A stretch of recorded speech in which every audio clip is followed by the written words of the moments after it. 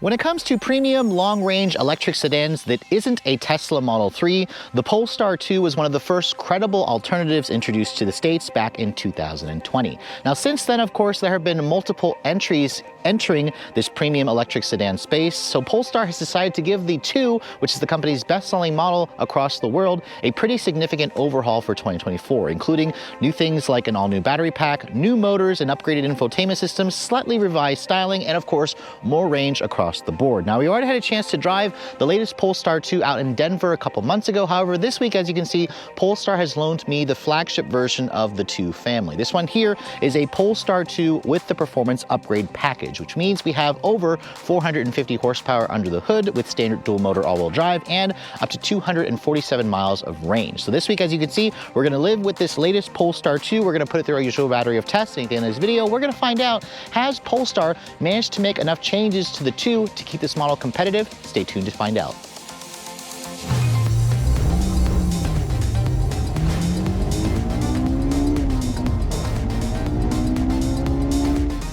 Now, before we start talking about the exterior styling changes, I thought I'd pop the hood and show you guys what's underneath here, because as you guys know, a lot of EVs have a frunk, and this is where I'm proud to report that Polestar here actually does offer a frunk, although it's not quite as large as the one you're gonna find in some of its competitors. Now, underneath this hood, you're gonna find up to 1.2 cubic feet of storage space, which as you can see, fits the charge port door quite nicely. But let's go ahead and talk about the powertrain specs, because this model here is the fast one for all you enthusiasts out there.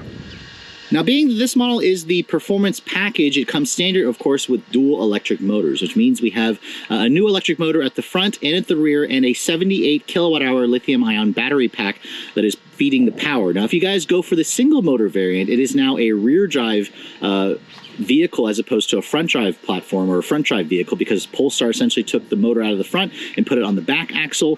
For the single motor version, you also have a bigger 82 kilowatt hour battery pack. So keep that in mind. If you want more range, go for the single motor version. This model here, having the performance package with the dual electric motors, offers up to 455 horsepower and 576 pound-feet of torque. Now, that power figure is actually around 20 horsepower less versus the 2023 version. However, Polestar says the reduction in power doesn't really matter. It's actually increased the performance or improved the performance, going from 0 to 60 in 4.1 seconds versus 4.2 in the 2023 model year. If you guys don't go for the performance package, it's technically a software upgrade along with some hardware tweaks. The dual motor versions will make 421 horsepower. The single motor rear drive variant makes 299 horsepower, which is honestly plenty of power for a premium electric sedan. That model should get to 60 in around 5.9 seconds, according to Polestar. This model here has a top speed of around 127 miles an hour. Surprisingly, this vehicle will tow up to 2,000 pounds if you guys go for the tow package. It has a 1-speed reduction gear transmission. And as I said earlier, up to 247 miles of range, 320, however, if you guys go for the 19-inch wheels and you go for just the single motor rear drive variant. Now, of course, this is an all-electric sedan, although it is built on a gas-powered architecture, but as this car sits, it weighs in at just over 4,700 pounds. But let's go ahead and close up the hood and talk about the exterior styling. Now, this vehicle has already been on the market since 2020, so it's been on the market for almost 4 years now. And I have to say, this model here is painted in an exterior color called Midnight. It's a very, very dark blue. It's like a grayish blue. It's a $1,250 extra charge for this color. You can see, unfortunately, it's a little bit cloudy today, so it looks a little bit more gray and gloomy, but in the sun, it does have a blue undertone to it, along with some metallic fleck. You can see these are the Pixel LED headlights, which are full LED with the signature Volvo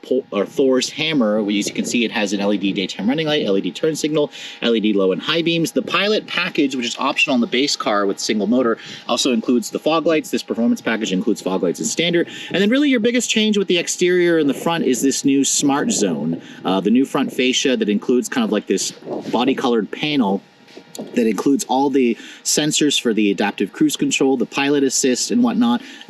This right here is a new, touch versus the prior refresh model, which had almost like a grill-like design as opposed to this kind of closed-off look. You can see it has a Polestar engineered badge to show this is the performance package, and you can see there's the front camera system along with the radar. The Polestar logo there is also body-colored, which is nice. You have some functional openings with some active grille shutters, some integrated parking sensors, although I do wish that the performance package also include a slightly more aggressive front splitter.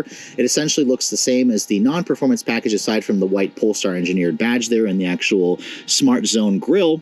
But overall, let me know what you guys think of the design. This car has certainly aged well for me. It continues to be built on the CMA architecture, which is also a platform that Volvo shares with the XC40 and the C40. So technically, it starts out life as a gas platform. Volvo and Polestar adopted to accommodate those battery packs. Now, looking at the wheels, these are the 20-inch wheels with a multiple spoke design that's been updated, of course. Standard. This is standard on the performance pack models. You can also go for a 19 or a different style 20-inch wheel. This car is supposed to come with Pilot Sport 4 or Pirelli P0 summer tires. However, it's winter here in Pennsylvania, so Polestar has graciously replaced it with a Michelin snow tire on it, which is definitely a very aggressive-looking snow tire. It's wrapped in a 245/40 or 20-inch tire. You can see the brakes are upgraded on the performance pack. These are a 13.8-inch rotor at the front, 13.4 at the rear, with a 4-piston gold-painted Brembo caliper, which definitely looks good. This is one of the reasons, of course, to go for the performance pack. You also have a cross-drilled rotor. That's certainly going to improve your braking performance. This car also has an adjustable Öhlend suspension with a dual valve system. 22 different levels you can adjust the suspension, although you have to adjust the suspension manually through the actual shock towers. It's really hard to access them in the rear. So that's something that I wish Polestar would just do, an electronic system where you can just push a button to adjust the dampers. This car definitely has a firm ride when you first get it from the factory in its factory setting. Now, the one thing I wish Polestar would kind of get rid of are these little stickers here to show the battery capacity and the power. I just think that sticker is unnecessary. It looks a little bit tacked on. The mirrors, you can see, are power folding with an integrated turn signal. I also love the frameless design that Polestar does. These are also auto dimming with your blind spot indicator in the mirror. You can see traditional door handles. There's a standard panoramic glass roof with the Polestar Star logo that actually shows off at night, projection onto the roof, which looks good. You can see the architecture or the size of this vehicle at 181 inches long and a 107.7-inch long wheelbase. This is actually a little bit shorter versus something like the Tesla Model 3 or the Hyundai Ioniq 6 or the BMW i4. So the Polestar 2 is on the smaller side compared to its electric sedan rivals. Now, looking at the rear, you can see the design looks practically the same. It's very minimalistic. I mean, you can kind of instantly recognize this as a Volvo if you're an enthusiast, but a lot of people are just going to see, you know, that badge and wonder what this is. You can see the taillights, full LEDs, with the LED light blade that kind of goes across and connects the two taillights together. The rear bumper, you can see, is very kind of plain. It has nicely integrated parking sensors, although I wish for the performance pack, Polestar would have done something like a Polestar engineered badge here, a rear spoiler,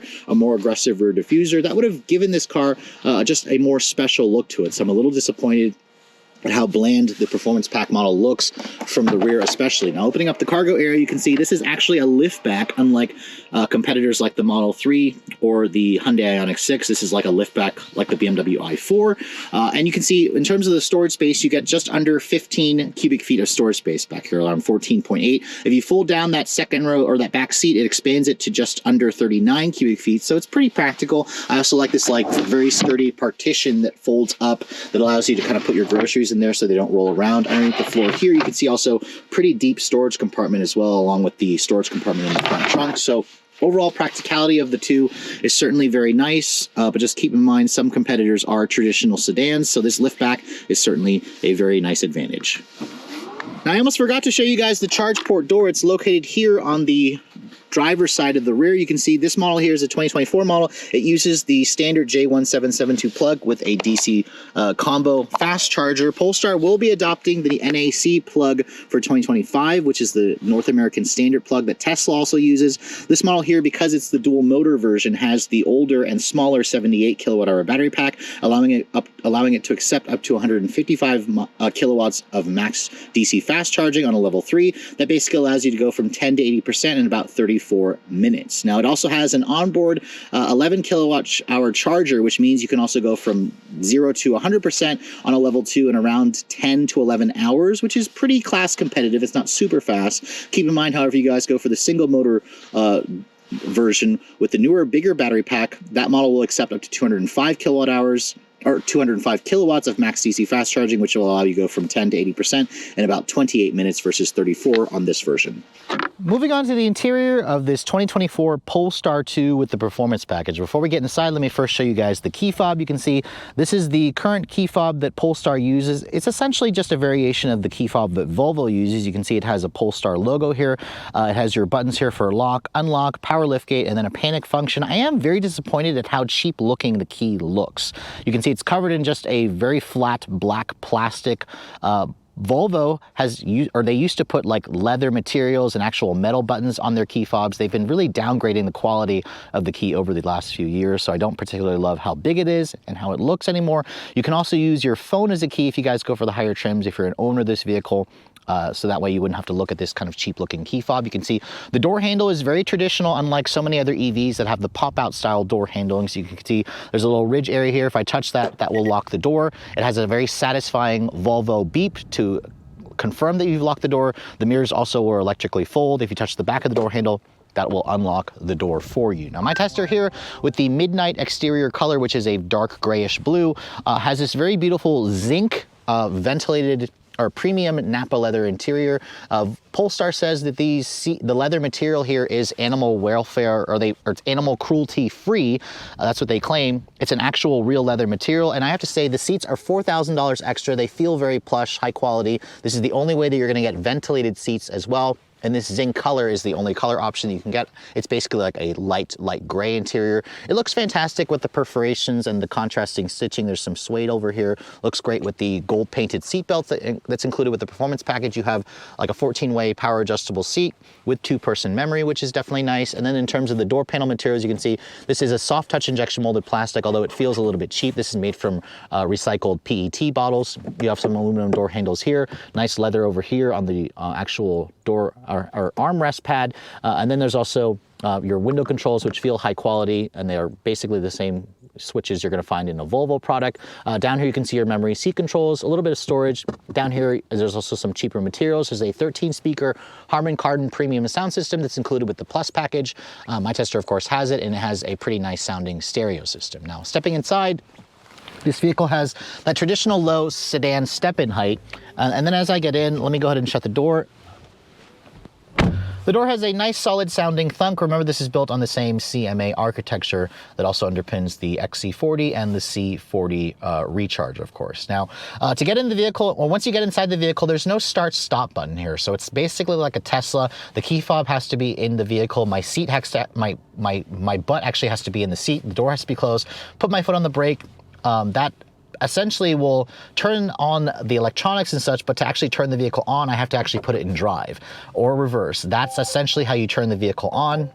There's a little bit of an extra step versus just putting your foot on the brake. I kind of wish that Polestar would just allow the entire vehicle to come on when you put your foot on the brake. In terms of the rest of the dash, you can see the dash basically looks the same. There's some nice touches here and there, although I don't particularly love this recycled PET plastic material that is slightly padded on the upper dash. There's a really cool looking speaker-like design over this portion of the dash. There's also some light ash deco wood trim, which looks fantastic. It's kind of splashed throughout the center console and the dashboard itself. The steering wheel, you can see nothing special about this steering wheel. I was hoping that Polestar would put like a performance-oriented steering wheel with like a flat bottom design, contrasting, you know, copper stitching would be nice, but it essentially looks the same as the steering wheel in every model. You can see it has a manual tilt and telescoping adjustment for the steering wheel with a good amount of adjustability and range. No paddles on the wheel, actual buttons here to control the way that looks, to control your audio system, control the pilot assist, the horn.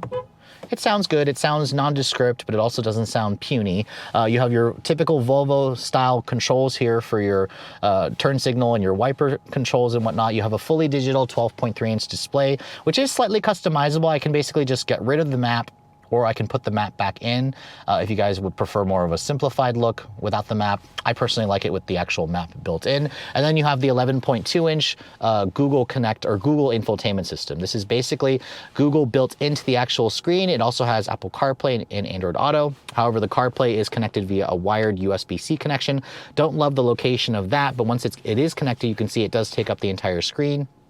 That is a big improvement over the original Volvo Sensus Connect infotainment system. It all looks nice. You can also put in Google maps into the actual display. Or if you guys don't want to use the one from the CarPlay, the system is Google, so you can see Google is built in entirely, and it looks fantastic. Love the size of this, love the orientation, and it also has really great voice commands, so I can say things like, okay Google, turn off the passenger side heated seat.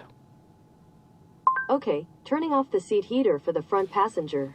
So again, that's all really nice, touches and whatnot. The voice commands work really well. If you guys love Google, you're going to love that it's built into the actual car along with the Google Maps built in. So that's all fantastic. In terms of the rest of the infotainment system, if I put the vehicle into reverse, you can see there's your full 360 camera, which includes automatic emergency braking, parking sensors. You can also go to a 360 top-down view if you'd like, although that view right there isn't quite as useful for me as some of the views that you get from some other European or Japanese or American competitors, for example.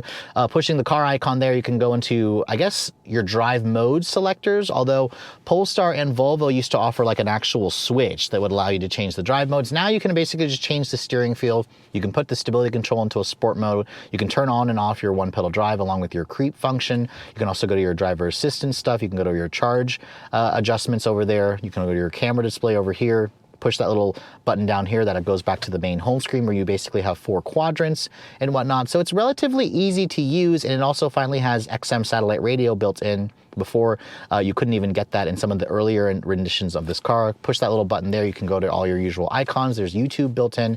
You can go to a performance app that's exclusive to the performance model, where it allows you to look at the launch control, show a 0 to 60 performance time built in. So that's all very nice stuff. And it's great to see that Polestar has really updated this, although keep in mind there's a bigger 14.5-inch display that they'll be introducing on the Polestar 3 when it goes on sale in the Q2 of next year here in the US. Now down here you can see there's a wireless phone charging pad.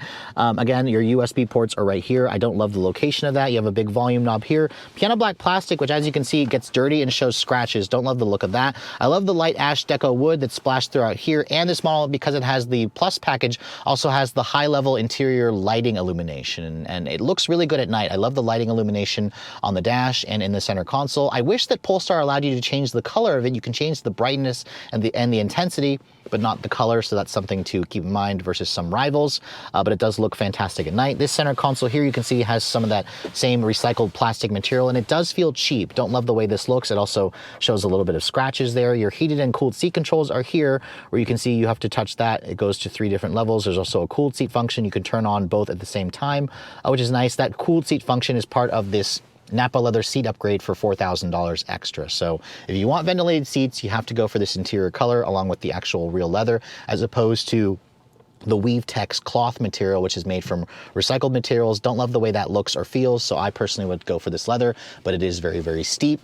Down here you can see you have cup holders here. Open this up, you can see there's another cup holder here, but you have to have the center console open to access that additional cup holder. This also will slide forward to cover up the cup holder if you want to adjust the armrest, which is nice. There's a little bit of storage here. The seats are comfortable and supportive. Polestar and Volvo do great seats. No massage function, but they do feel very plush and high quality. So I personally love the way these seats are compared to the Weave Tex. The glove compartment you can see is a bin style. It's huge. It's damped but not lined with felt. You have an auto-dimming rearview mirror here. And then you can see here there's also a Polestar star that's projected onto the windshield that looks great at night. You have this big panoramic glass roof, which doesn't open, but it does let in a lot of light. It's dark tinted, although it doesn't offer a retractable shade. Like some competitors, you have a nice material here for the headliner along with LED map lighting. No heads-up display, but overall, the interior, the front seat area of this car feels cozy. The headroom space isn't great. The dashboard's also high, but it certainly gives you a nice futuristic premium feel to it, although I'm not really the biggest fan of some of the recycled plastic materials that you get that's on the dash and on the door panels. But let's go ahead and hop into the back seat so I can show you guys the space here. Now this car only comes as a 4-door sedan, and when you open up the backseat space, this is where something like the Tesla is going to offer more space versus this car. The Hyundai Ioniq 6 is also going to offer more interior space because Polestar says you only have 33 inches of legroom back here. 33 inches is around 4 to 5 inches less than a lot of its rivals. Material quality back here is the same as the front seat area with the metal accented door handles, the nice leather on the actual door panels. As I get back here, you can see, even though this car kind of has like a high roof, you have to kind of duck your head as I get into this back seat, and in terms of headroom space, it's not wonderful. Once I get back here and close the door, you can see the legroom space. This is where I'd have the seat to drive, is perfectly acceptable for somebody my height. There is, again, a very large hump here for a drive shaft, because remember, this is built on a gas platform first, which is why the space back here isn't wonderful. In terms of foot space, it's pretty good, but I have to say this is definitely tight compared to the Model 3 and the Hyundai Ioniq 6. You do have rear seat air vents, which is nice. You have a USB charging port here, 2 of them, along with heated rear seats, so that's a nice little touch there. And then if you fold down this, you can see there's an armrest with 2 cup holders. Love the gold seat belts along with the actual leather material back here. It's very, very nice. But overall, if you guys are looking for a bigger back seat, make sure you check out some of the competitors, because the Polestar 2 is on the small side. So here we are behind the wheel of the Polestar 2. You guys have known this vehicle for a few years. Polestar first introduced it to the US back in 2021.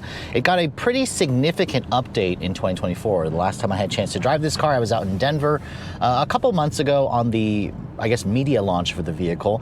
So now that I'm getting a chance to spend a full week with the Polestar 2, this one happens to have the performance package. It's the most powerful and more expensive version of the Polestar 2. I actually am a little surprised, or a little sad, that I'm not getting the single motor rear drive variant, because I believe that's going to be the one to get, especially if you guys are looking for, if you're looking for like the best value for this car. So kind of keep that in mind. This model here is designed to be like a Tesla Model 3 performance fighter.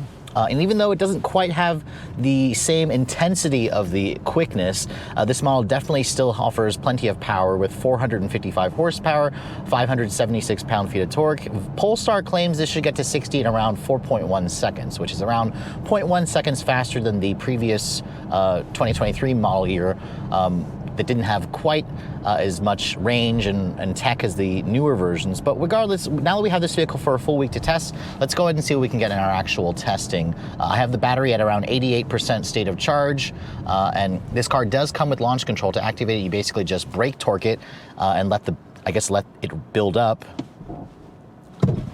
Ooh. Wow, we just got 0 to 60 in 3.84 seconds. So that is definitely a smidge quicker versus the last time that I tested this vehicle out in Denver. I think I got like 4.1. 3.8 is plenty fast. I mean, that's not going to be quite as fast as a Model 3 Performance, which will do the same deed in around 3.1, 3.2 seconds. A BMW i4 M50 is also slightly quicker.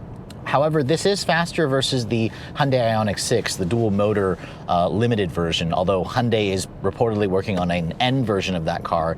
This is still plenty of performance, and even though it doesn't quite give you the same kind of tunnel vision that you get from something like the Model 3 Performance, this is going to be plenty fast. In fact, even the single motor rear drive variant should do the same deed in around the mid 5-second range. So this is, again, very nice performance. It's what you expect from an EV. But let's try it right here on this different stretch. It's slightly more uphill here. This thing just launches hard, and it launches all day long. 3.99 seconds there, so very impressive. And that's with it more going slightly uphill. So I think most people are going to find the acceleration of this car to be what you expect. I mean, EVs are all fast, and the Polestar 2 is certainly no exception. It certainly doesn't have any lag as well, which is a nice thing to see. This car just feels upscale. It feels premium. It feels exactly how you'd expect, you know, an electric Volvo luxury sedan to drive, although it's, again, a Polestar. But just driving the vehicle around some of these corners, the performance package that we're driving has the adjustable OLED dampers. They're a dual valve, manually adjustable damper with 22 different settings. Unfortunately, Polestar still forces you to have to adjust the dampers manually through the shock towers, which is not an easy task to do, especially for the rear dampers. It's so unnecessarily difficult that Polestar even offers you a chance to do it at the dealership, I think twice for free. But I have it set to just the normal setting that or the factory setting that the Polestar delivered it to me. And I have to say, this car's ride is on the firm side. It's actually a little bit firmer versus the last Model 3 that I tested, the performance variant. So if you guys are looking for a softer ride, I suggest just not going for a model with the 20-inch wheels. In terms of the handling, this is a 4,700-pound car, and it certainly feels heavy. It also feels like you're sitting up a little bit higher than a typical sedan, but I have to say the handling of this car is competent. It feels sportier. It feels very solid. It feels refined. It just is a little bit too stiff, especially for those of you who live in like a crappier road environment. You're going to find the ride to be a little bit on the stiffer side, but turn right over here, put my foot down, you can actually feel the the car feels a little bit more rear drive bias now. That was on purpose. Previously, the Polestar 2 used to have more of a front drive bias, but Polestar has adjusted that by replacing the motors, tweaking the power output, so now the rear motor puts out more power at the back, giving you more of that rear drive feel, giving you more of a sportier feel. So if you guys have driven the old Polestar 2 and you haven't had a chance to drive the refresh model, give it a try, because it is significantly different in feeling versus the prior generations. But let's try it here one more time, see if we can get a slightly faster time. Brake, torque it, launch. Man, that thing's fast. 3.86 there. So again, consistent performance, very quick times, and I think most people are going to be quite satisfied. Although a part of me is wondering, is the performance package worth it? Because it saves you around $5,500 if you don't get the performance package, and it really only gives you an extra like 30-ish horsepower, or I'm sorry, yeah, 34 extra horsepower versus the non-performance pack. And that model, Volvo or Polestar says we'll get to 60 in 4.3 seconds. So I expect it to be maybe like a 4.1 in actual real world testing. I won't know until Polestar sends me a non-performance pack dual motor to test. I still think the single motor rear drive is the one to get, especially since it offers up to 320 miles of range. But in terms of quietness, this car also is immensely quiet. Polestar doesn't do any kind of fake noises, at least not in the Polestar 2. When you put your foot down, there's no option to do any kind of synthetic sound to kind of enhance the overall experience. So it really just gives you that pure EV feeling of instantaneous torque, quiet driving dynamics, decent visibility out of the fronts, the sides. The rear, you have that slightly oddly shaped rear window, although Polestar does not offer a digital camera rearview mirror on this car. I can sort of see out of this car for the most part well.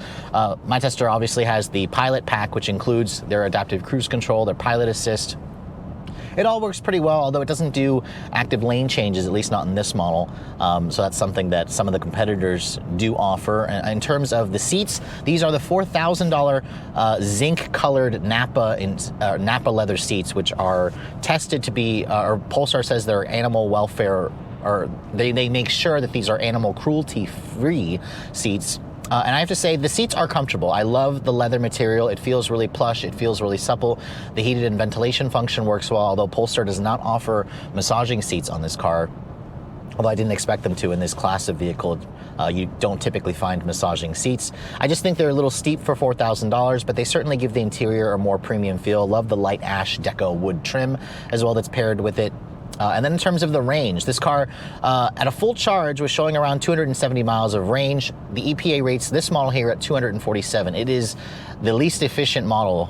Granted, it's the performance version with the 20-inch wheels. In my weeks for the testing in like mid 40-degree temperatures, I averaged in the real world around 230 to 240 miles of actual range, which is not bad. I expected it to be less considering Polestar also replaced the summer tires with winter tires. It's the middle of winter, or it's at the beginning of winter, so you're gonna expect to have, you know, a little bit less range. EVs don't have as much range in the cold.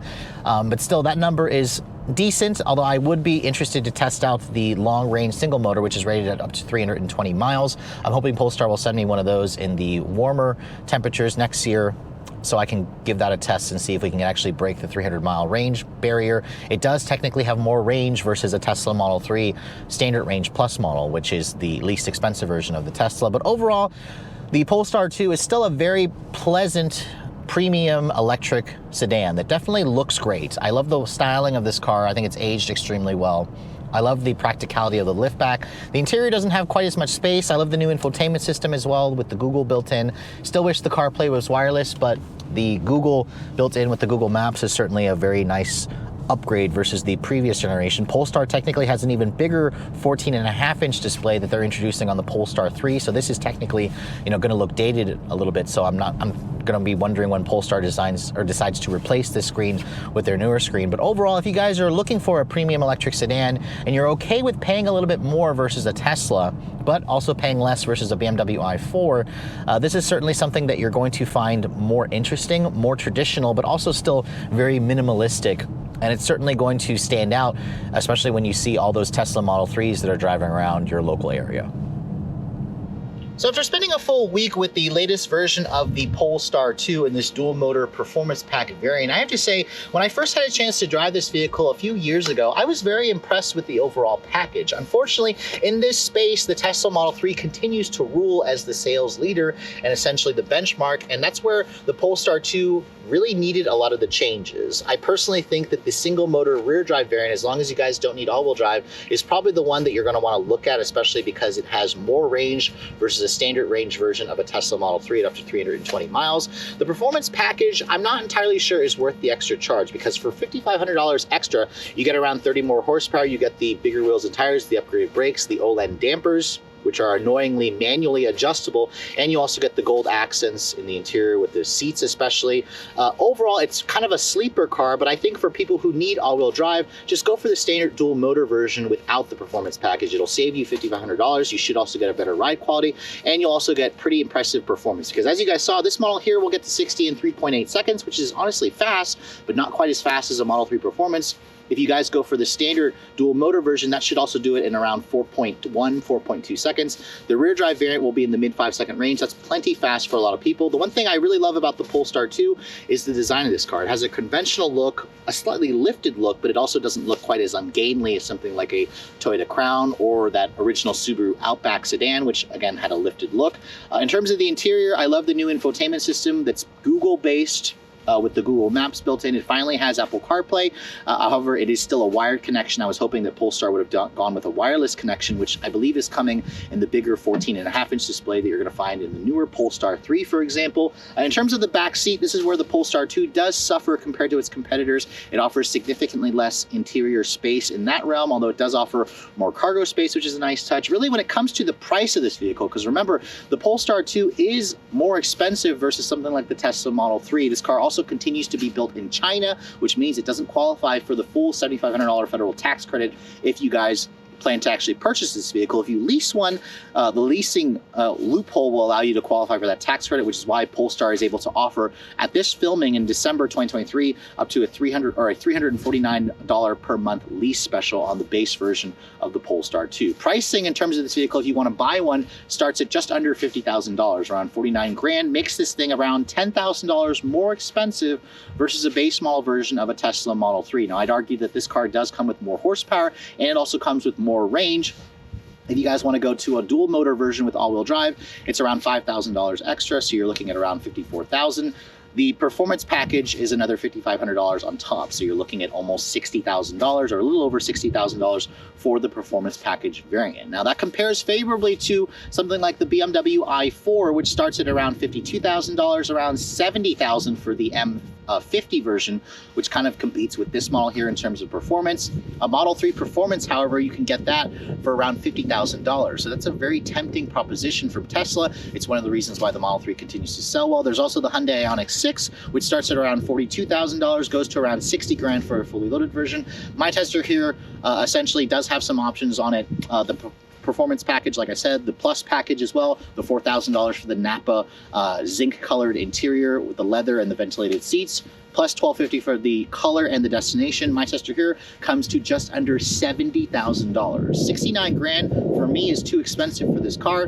You could essentially lease the car where you could qualify for the tax credit, but in order for this to make sense compared to its rivals like the Model 3 Performance, Polestar really does need to reduce the price of this car even further. This does compare favorably to a BMW i4 M70 or M50, which basically starts at 70 with options can be around $75,000 to $80,000. I think personally, when you compare it to that, the car makes sense in terms of value, but the problem is that pesky Tesla, which is the reason why a lot of manufacturers continue to reduce the price of their vehicles. But overall, if you do want something that's different versus a Model 3 and you're okay with paying a little bit more, you happen to like the styling of this vehicle, you happen to like the Polestar as a brand, and you like the interior tech of this car, it's certainly still worth a look.